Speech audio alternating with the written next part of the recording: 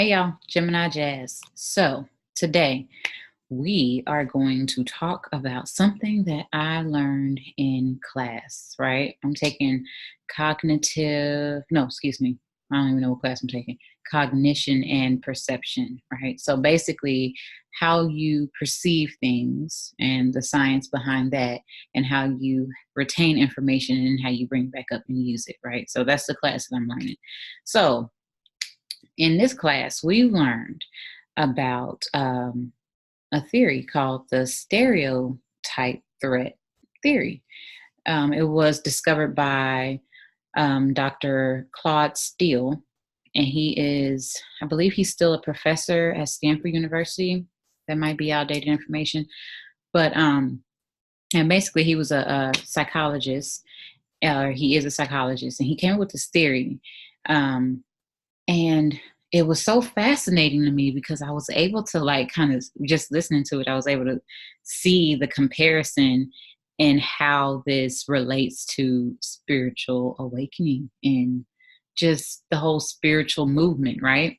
So getting into it, the stereotype threat basically was, okay, so I'm gonna tell you the test that he did. So he took a group of Black men and a group of white men, and he basically gave them the same test two times, right? So the first time he gave them the test and he told them that this is just a test to basically test what you've learned, and that's it. See what your skill is, whatever you've learned. Cool.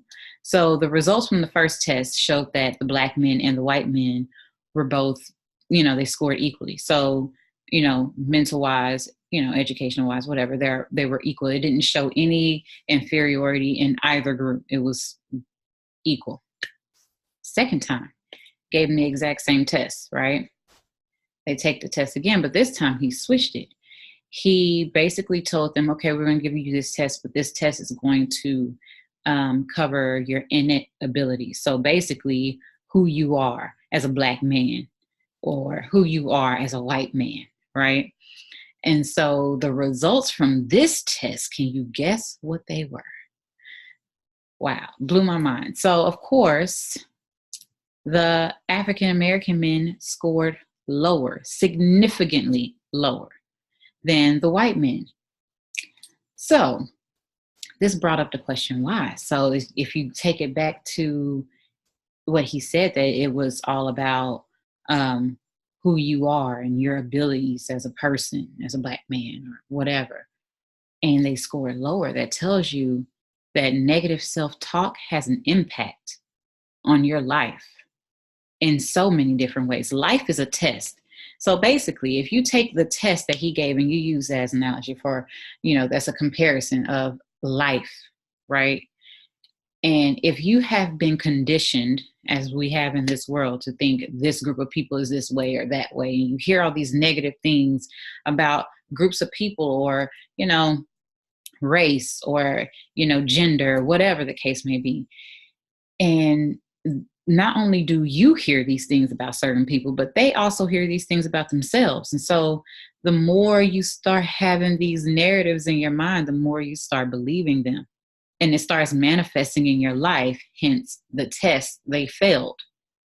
The same test that they did very well on, they scored equal, if not better, or whatever. They then bombed it. So it just goes to show that words of affirmation was proven scientifically that it's effective. And when you think about it, it gets a little deeper than just, affirming yourself. It's about the human race, mankind affirming each other, speaking, affirmations and speaking positivity into each other, And when you are able to do that, when you're able to speak positivity and affirm one another, you're doing that out of love, right?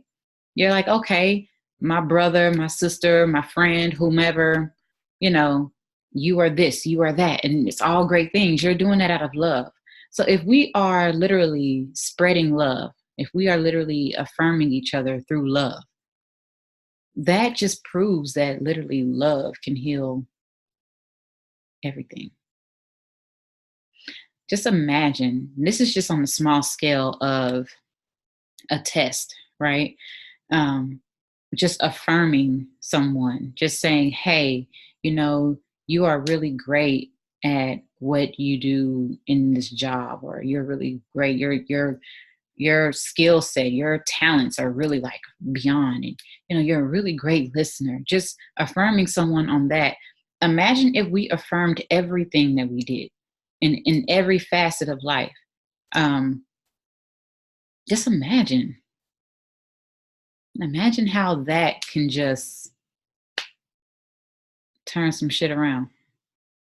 So just digging into that and just kind of like letting that sit in my head, and you know, just kind of sitting with that and letting that manifest in me, that do I want to believe the negative self-talk? No, of course not. Do I want to believe the stereotypes that the world have created about African American women, Latina women, you know, women, period? Do I want to believe um, the negative talk about men? You know, I don't. I don't. I want to affirm everyone. You know, I don't want to believe it. I don't want to believe that everyone is what society says they are. I don't want to believe that, because that just means we're continuously feeding the plague. Um, we're creating the cancer that's killing all of us. So that was very deep for me, just knowing that a simple just knowing that the way you feel about yourself based on what other people have said or what other people have conditioned you to believe can affect your life.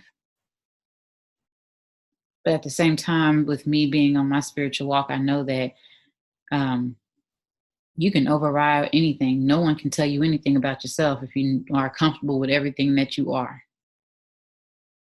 So it's a matter of getting to that and affirming yourself and loving yourself. You know, I just thought that was so amazing how that just manifested, and how, you know, my brain just took it to, oh, wow, this is all about spirituality and this is about affirmations and love. Like literally when my professor was talking about it, I was like, oh, this is about confidence. I was able to link it to that. Like in my mind, it was just connecting the dots, and just, it was just beautiful. It was like a flower blossoming in my head. It was beautiful. Anyway, I was excited about it, and I felt like I need to tell y'all. So I hope y'all have enjoyed this. Gemini Jazz with the House of Chiron. Y'all have a beautiful day.